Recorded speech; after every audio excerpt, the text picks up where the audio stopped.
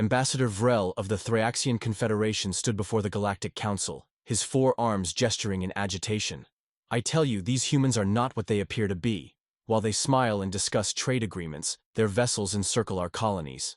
They claim peaceful intentions, but their history speaks of bloodshed. The council chamber, filled with representatives from 200 spacefaring civilizations, buzzed with dismissive murmurs.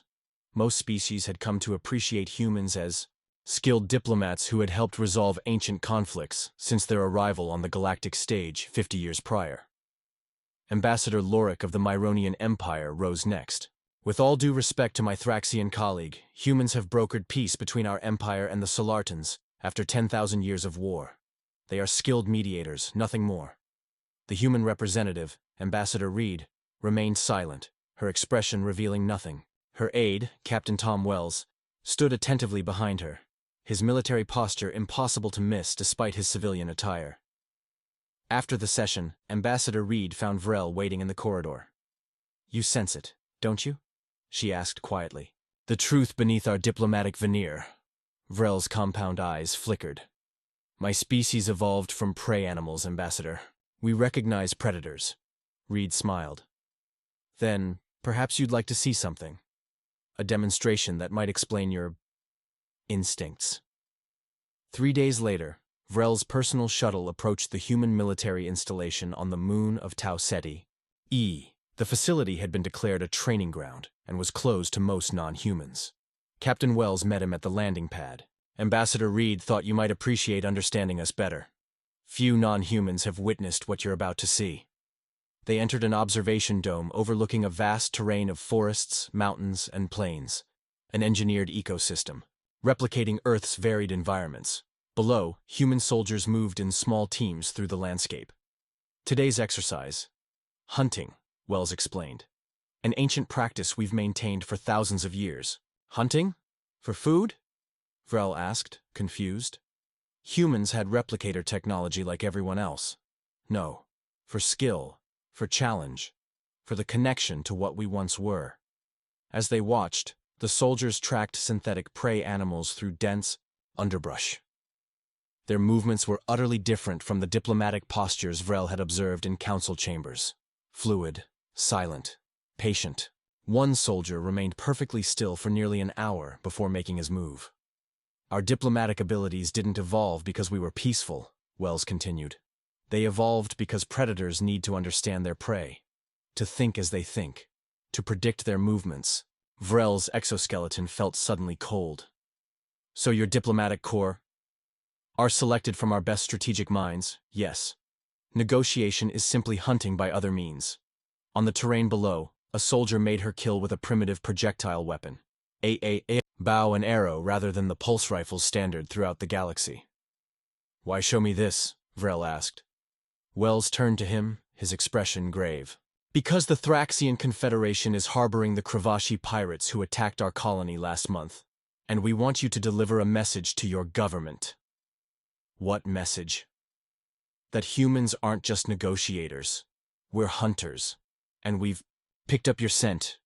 The Galactic Security Council's emergency session was called 3 days after the Thracian Confederation suddenly expelled the Kravashi pirates from their territory. Representatives from a dozen major powers gathered in the ornate chamber on Centauri Prime. The humans issued no ultimatums, made no threats, First Minister Dorn of the Epsilon Alliance said, bewildered. Yet the Thracians acted with remarkable haste. Ambassador Lorik nodded. "Indeed. They abandoned a profitable relationship with the Kravashi overnight." Ambassador Reed sat quietly at the human delegation's table, reviewing reports on her datapad. The other representatives cast occasional glances her way, but she offered no explanation. Grand Admiral Telex of the Meridian Collective leaned forward. "I've received disturbing intelligence. Human military vessels have been conducting exercises near the Cygnus Arm, specifically practicing interdiction and boarding operations." A holographic display activated in the center of the chamber, showing human warships moving in perfect formation through an asteroid field, their movements precise and coordinated. "They're preparing for something," Telex concluded. "Ambassador?" Reed finally looked up. "We're simply maintaining readiness, Admiral. After the pirate attack on our colony, we would be remiss not to practice defensive maneuvers." Defensive? Telek scoffed. Those are hunter-killer formations. Reed smiled thinly. An interesting choice of terminology. After the session, Admiral Telek approached Captain Wells in the antechamber. Unlike most species who found humans difficult to read, the Meridians' heightened sensory perception allowed them to detect subtle changes in body chemistry. Your heart rate increases when boarding operations are mentioned, Telek observed. You're anticipating conflict. Wells studied the Admiral. You've fought humans before, haven't you? Once. 2 decades ago when I commanded a border patrol. We mistook a human research vessel for a smuggler and fired warning shots. Telek's skin darkened with the memory. Your response was educational. Yet, here you are, alive to tell the tale. Because your commander accepted our surrender after demonstrating precisely how outmatched we were. 3 of our ships disabled, in under 2 minutes. Telek moved closer. You didn't pursue total victory when you could have. Wells nodded. A predator that kills needlessly soon finds itself without prey. In her private chambers, Ambassador Reed reviewed classified intelligence with her security team. Holographic star charts showed the suspected locations of Kravashi bases throughout the sector. The Thraxians gave us everything, her intelligence officer reported. The pirate fleet is scattered across these 7 systems, hidden in asteroid belts and nebulae. Reed studied the map. And their leadership? Here, the officer highlighted a small moon orbiting a gas giant. Their commander Dravik has established his headquarters in an abandoned mining facility. Reed nodded. Prepare a surgical strike team. I want this handled quietly. The Council would need to authorize military action across sovereign borders, her legal advisor cautioned. Reed's expression hardened. We're not asking permission to protect our people. As the team dispersed, Wells remained behind. The Meridians suspect something. Let them suspect. By the time they confirm anything, this will be over. Reed studied the rotating hologram of Dravik's base. The galaxy thinks we rose to prominence through our diplomatic skills alone.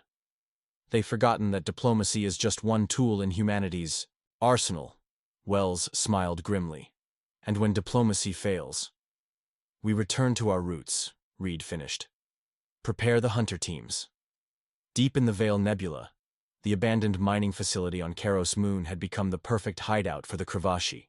Pirates. Radiation interference from the nebula masked life signs and communications, while natural caverns provided shelter for their stolen vessels. Commander Dravik strode through the central operations chamber, his scaled skin gleaming under the harsh lights.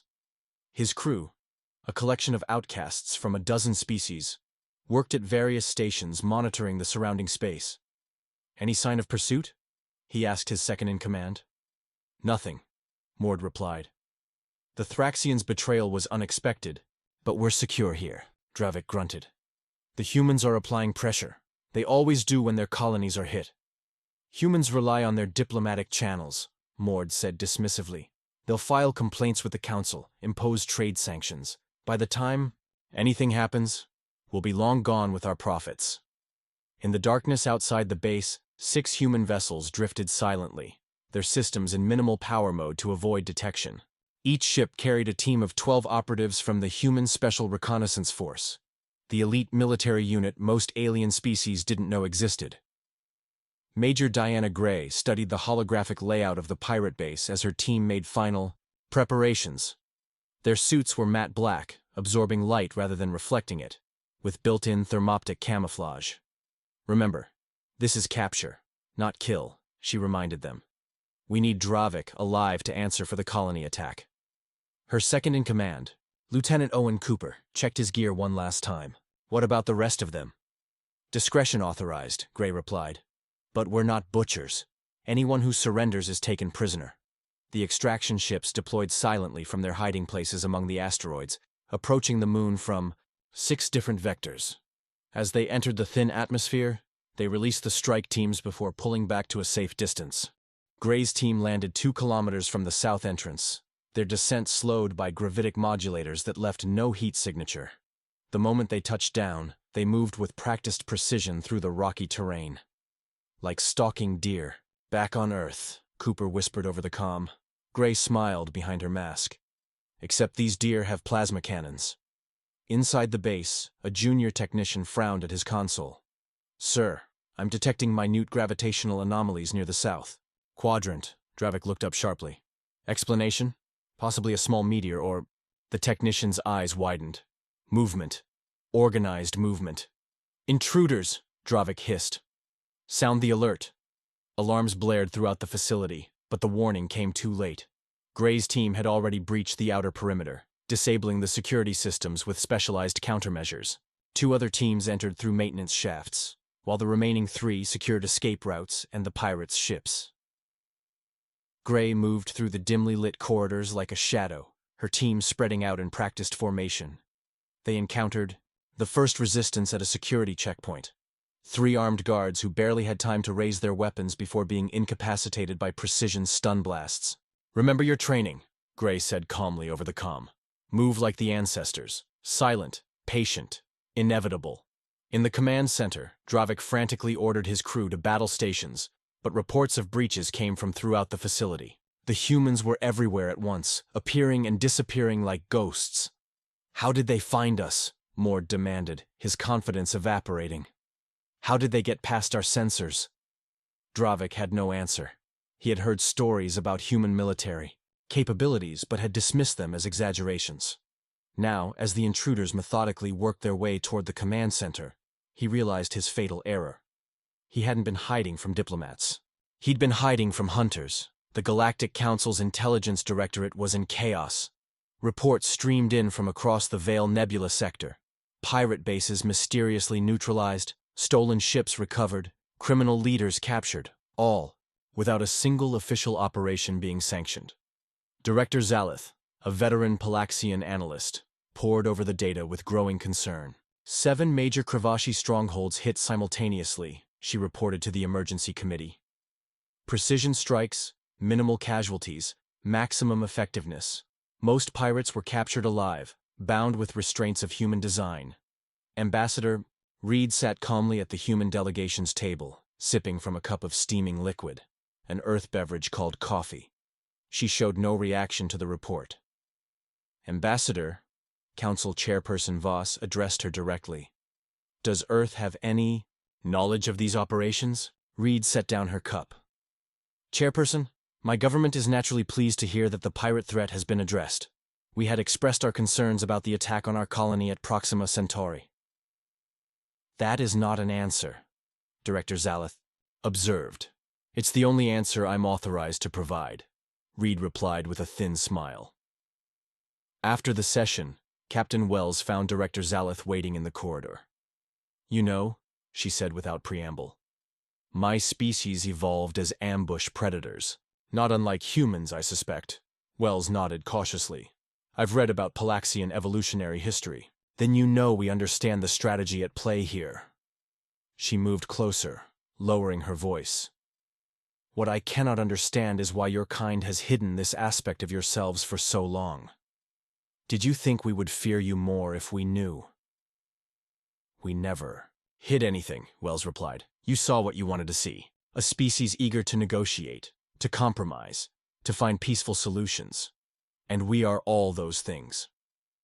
But not only those things. No species is only one thing, Director.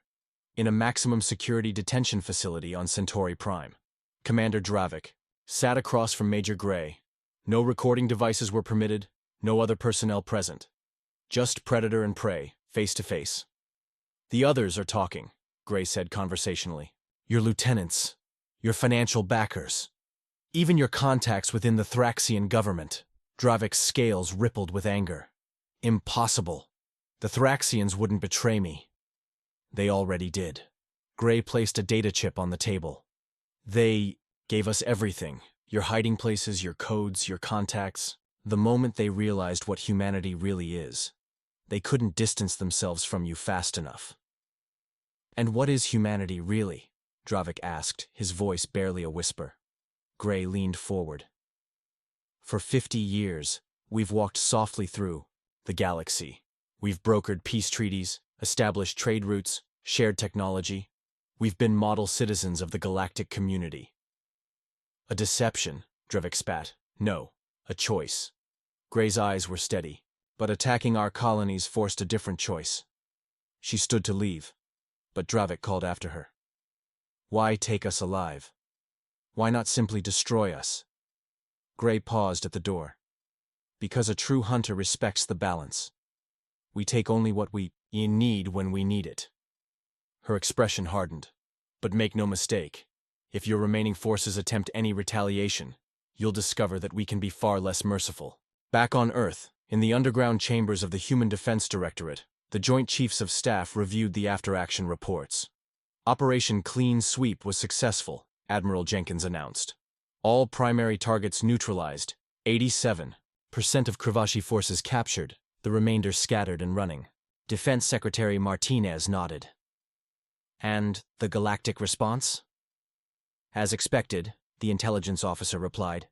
Surprise, concern, a few formal protests about jurisdiction, but also relief that the pirate threat has been addressed. And the message, was it received? Admiral Jenkins brought up a holographic display showing increased military readiness across several previously hostile sectors. They're watching us more carefully now, reassessing. The Thracians have proposed a comprehensive security alliance. 3 other governments have requested joint training exercises. Secretary Martinez smiled slightly. Good. They've finally seen us clearly, not just as the negotiators we've presented ourselves as, but as the hunters we've always been. Will this change our standing in the Council? Someone asked. Change it? Martinez shook his head. It will enhance it. In the galaxy, respect comes, in many forms. We've shown we can be valuable allies and formidable opponents. The Galactic Historical Archive on New Alexandria was the largest repository of knowledge in the known universe.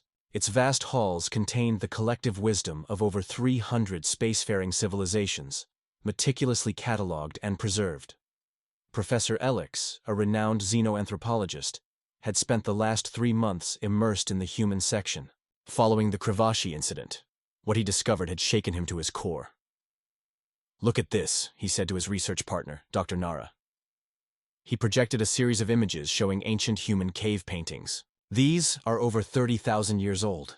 They don't depict humans gathering plants or building shelters. They show humans hunting, tracking, surrounding, and killing prey much larger than themselves. Nara studied the images. Many species evolved as hunters. Yes, but most abandoned those instincts as they developed technology. Elix switched to another display, modern human recreational activities. Humans never did. Even after they no longer needed to hunt for survival, they continued to do so. They created elaborate games that simulated hunting. Their entertainment, their sports, even their business practices, all contain elements of tracking, pursuing, and capturing. You believe this explains their actions against the Kravashi? I believe it explains everything about them. Elix brought up footage of human diplomatic negotiations from the past 50 years. Watch how they operate in these sessions. They don't just respond to arguments, they anticipate them. They lay verbal traps. They herd their opponents toward predetermined conclusions. Hunting behavior, Nara murmured. Precisely. We've been analyzing humans as if they were like the Verdani or the Myronian Empire, species that rose to prominence through trade or technological innovation. But humans... Elix shook his head. Humans are apex predators who chose to use diplomacy as their first approach, not their only option. Across the galaxy, the revelation about humanity's true nature spread rapidly. Some species reacted with alarm, others with fascination, still others with newfound respect. On the frontier world of Tau Cta, Commander Jack Foster led a delegation of alien military officials through the human training facility. What had once been a closely guarded installation was now being used as a diplomatic tool, a controlled revelation of human capabilities. This exercise demonstrates small unit tracking techniques, Foster explained as they watched human soldiers moving through dense forest, pursuing automated targets. These skills formed the foundation of human warfare for thousands of years before we developed advanced technology. Admiral Telix of the Meridian Collective studied the soldiers with professional interest.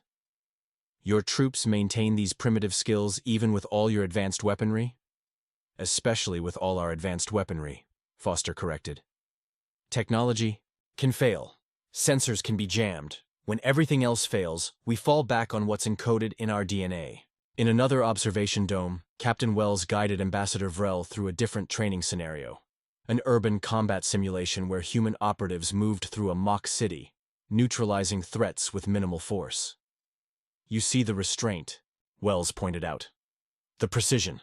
A true hunter doesn't destroy indiscriminately. Vrel's compound eyes tracked the movements of the soldiers. My government is reconsidering our position in the galaxy, in light of recent events. Meaning you're looking for stronger allies, Wells suggested. Meaning we recognize the value of having humans as friends rather than observers. On Earth, the Human Security Council met in its underground chamber beneath the Geneva complex. Holographic displays showed the shifting diplomatic and military alliances forming across the galaxy in response to the Kravashi operation. The Thraxians have proposed a comprehensive defense treaty, Secretary Martinez reported.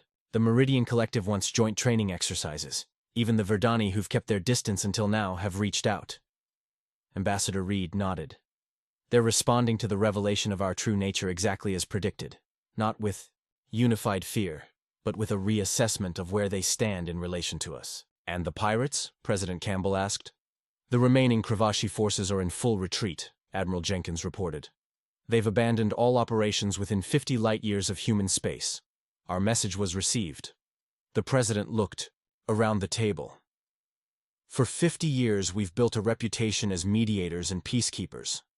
Some of you expressed concern that revealing our military capabilities would undermine that position. On the contrary, Reed said. It's enhanced it. Our diplomatic overtures are now taken more seriously because they understand what the alternative might be. The velvet glove is most effective when they know there's an iron fist inside it, Martinez added. President Campbell nodded slowly. Then we proceed with Phase 2, selective military cooperation with trustworthy allies, while maintaining our diplomatic initiatives. Yes, Madam President, they responded in unison. The galaxy was changing, and humanity, the hunter species, that had hidden in plain sight, was changing with it. The Galactic Summit on Proxima Centauri b marked 1 year since the Kravashi incident. Representatives from over 500 worlds gathered in the massive amphitheater, with humanity hosting for the first time. The human colony world had been transformed. What had begun as a small research outpost, the very one attacked by the pirates, had become a thriving metropolis and diplomatic hub. The message was clear. Humans protected what was theirs, and they thrived in the aftermath. President Campbell addressed the assembled delegates, her voice carrying clearly through the chamber. Distinguished representatives, we stand at a crossroads. For generations, this galaxy has been plagued by piracy, territorial disputes, and lingering conflicts. The events of the past year have demonstrated that decisive action, when properly applied, can resolve what endless deliberation cannot. Many delegates shifted uncomfortably. The human-led operations against the Kravashi had expanded into a broader initiative targeting criminal enterprises throughout the Orion Arm. All executed with precision, minimal casualties, and without formal council authorization. Today, we propose the Galactic Security Initiative, Campbell continued. A cooperative framework where species contribute according to their strengths. Not all need be warriors, but all must contribute to our collective defense. After the session, the diplomatic reception buzzed with conversation. Captain Wells, now promoted to colonel, found himself approached by a draconian general, a species known for their martial prowess and territorial aggression. Your hunting operation against the Kravashi was impressive, the general said. Mandibles, clicking. My ancestors would have approved. Wells accepted the compliment with a nod. We studied your military history extensively. The draconian containment strategies from the Third Hive War influenced our approach. The general's eyes widened slightly. You modeled your tactics on ours? Humans have always learned from others, Wells explained. Throughout our history, we studied the hunting techniques of various Earth predators. When we reached the stars, we simply expanded our studies to include other intelligent species. Across the room, Ambassador Reed engaged with a cluster of delegates from traditionally non-militaristic species, the Verdani, the Luminari, and others who had historically relied on diplomatic finesse rather than force. Many of you have expressed concern that humanity's recent actions signal a shift toward militarism, Reed acknowledged. I assure you, our commitment to peaceful resolution remains unchanged, but peace must be defended. The Verdani ambassador, a being of translucent tissues and flowing movements, rippled with uncertainty. Yet you acted unilaterally, outside council authority. When immediate action was required, Reed countered gently. The Kravashi would have escaped during council deliberations. Sometimes the hunt cannot wait for committee approval. In a private meeting room away from the main reception, Major Gray, now Colonel Gray, briefed a select group of military leaders from a dozen species on the newly formed Joint Security Task Force. The first mixed species hunter teams have completed their training, she reported, displaying holographic readiness assessments, combining Thraxian sensory capabilities, Meridian tactical analysis, draconian combat expertise, and human tracking methodologies, has produced units more effective than any single species team. Admiral Telek studied the reports with approval. The Krell Syndicate won't know what hit them, Gray nodded. That's the intention. The criminal cartels have operated with impunity because they could exploit the divisions between our governments. That advantage is now gone. Later that evening, in her private quarters, President Campbell reviewed the day's diplomatic achievements with her senior advisors. 17 species have formally joined the security initiative, Secretary Martinez reported. Another 34 are considering membership, pending internal deliberations. And the opposition? Campbell asked. Diminishing, Ambassador Reed replied. Even those who publicly criticize our methods are privately establishing closer ties. They've recognized the new reality, which is, Reed smiled slightly, that humanity didn't come to the galactic stage to be another voice in an endless debate. We came to change the rules of the game. Not through conquest, Martinez added, but through action, by demonstrating that predatory behavior can be channeled toward constructive ends. Campbell gazed out at the night sky, where ships from hundreds of worlds orbited the colony. Our ancestors hunted to survive in a hostile world. Now we hunt to create a safer galaxy. She turned back to her advisors. Is that how history will see us, do you think? As the predators who became protectors? History is written by the survivors. Madam President, Reed replied. And thanks to humanity's intervention, there will be many more survivors to write it. 5 years after the Kravashi incident, the galactic landscape had transformed. The Joint Security Forces, led by human commanders but composed of soldiers from dozens of species, had systematically dismantled the criminal empires that had plagued civilized space for centuries. Piracy was at its lowest recorded level. Trade flourished. Colonies once considered too vulnerable to develop now thrived under the new security paradigm. On the observation deck of the massive station orbiting Earth, the headquarters of the Galactic Security Initiative, Admiral Diana Gray watched the arrival of diplomatic vessels for the quinquennial summit. Quite a view, said a familiar voice behind her. Gray turned to find Professor Elix, the xenoanthropologist whose analysis of human hunting behavior had become required reading at diplomatic academies across the galaxy. Professor, she greeted. Him. I didn't know you were attending. I've been asked to present my latest research, he explained, moving to stand beside her at the viewport. 5 years of studying how humanity's hunting instincts have reshaped galactic politics. And your conclusions? Elix's multifaceted eyes reflected the starlight. That we misunderstood you from the beginning. When humans first contacted the galactic community, we categorized you based on your technological development and diplomatic overtures. We never thought to ask the most basic question, which was, what drove you to the stars in the first place? Elix gestured to the ships arrayed before them. Most species venture into space due to population pressure, resource depletion, or simple curiosity. But humans, he turned to face her. Humans, we're looking for new horizons to conquer, new challenges to overcome, new hunting grounds, metaphorically speaking. Gray smiled slightly. An interesting theory, more than a theory. Your own historical records show it clearly. Your early space explorers used the language of the hunt, bold adventures, conquering the frontier, taming the wilderness of space. In the vast assembly hall, President Campbell opened the summit with a speech that reflected on the 5-year transformation. When we revealed our true nature to the galaxy, many feared it would lead to conflict. Instead, it has created unprecedented cooperation. By acknowledging what we are, a species of hunters who chose to hunt threats rather than prey, we found our proper role in the galactic community. After the formal proceedings, a reception brought together military, diplomatic, and scientific leaders from across known space. Colonel Wells, now General Wells and commander of the Joint Security Forces Alpha Division, found himself in conversation with Commander Dravik, the former Kravashi leader who had been rehabilitated and now served as a security consultant. "I never thought I'd say this," Dravik admitted, "but the galaxy is better under human influence. You've created order without tyranny." "Because we understand the difference between hunting and subjugating," Wells replied. "A hunter who destroys the balance of an ecosystem ultimately destroys himself." Across the room, Ambassador Reed, now Secretary Reed following her promotion, engaged with a group of representatives from newly contacted species on the galactic rim. "You must understand," she explained to them, "that joining the galactic community means accepting certain principles. The strong protect rather than exploit. The clever innovate rather than deceive. Those are humanity's values, and they've become the cornerstone of our shared civilization."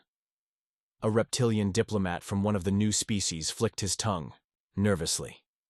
"And if we choose not to adopt these principles?" Reed smiled. "Then you'll find humans very interested in your activities. And trust me, you don't want that kind of attention." In the station's Strategic Command Center, Admiral Gray reviewed the latest intelligence reports with her mixed species staff. Holographic displays showed the movements of the last major criminal organization, the Krell Syndicate, as they retreated to the galaxy's outer rim. "They're running," her Thraxian intelligence officer observed. "As prey always does when it senses the hunter," Gray replied. "But space is finite. Eventually they'll find themselves cornered." "And then?" Gray studied the tactical display. "Then we offer them what we offer everyone, the chance to join civilized society or face the consequences." As the summit concluded, President Campbell met privately with the Council of Elders, the oldest and wisest representatives from the founding species of the Galactic Council. "5 years ago, you feared that humanity's hunting nature would lead to domination," Campbell reminded them. "You were half right. We have changed the galaxy dramatically." The Verdani elder pulsed with blue light, a sign of acknowledgement. "Not through conquest as we feared, but through purpose. You've channeled your predatory instincts toward protecting rather than consuming." "Because that's what advanced hunters do," Campbell explained. On Earth, indigenous human societies that lived by hunting developed strict codes of conduct, taking only what was needed, respecting the prey, maintaining the balance. We've simply applied those principles on a galactic scale. The Draconian elder clicked his mandibles thoughtfully. "You have made predators of us all, in a sense. Even those species who never evolved as hunters now participate in your great hunt against chaos and criminality." "Is that so terrible?" Campbell asked. "No," the elder admitted. "It is invigorating." Many species had grown complacent, hiding behind diplomacy while threats multiplied in the shadows. "You reminded us that sometimes one must bare one's claws." As Campbell gazed out at the stars, at the vast, ordered galaxy that humanity had helped reshape, she reflected on the journey that had brought them here. From primitive hunters on the African savanna to diplomatic hunters in the cosmic wilderness, humans had never truly changed their nature. They had simply expanded their definition of what constituted their territory, their tribe, their responsibility.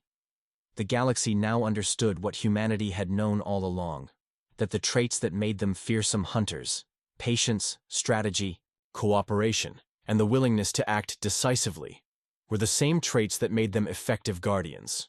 And in a dangerous universe, having humanity standing watch, alert, ready, and ever vigilant, meant that the hunted could finally sleep in peace.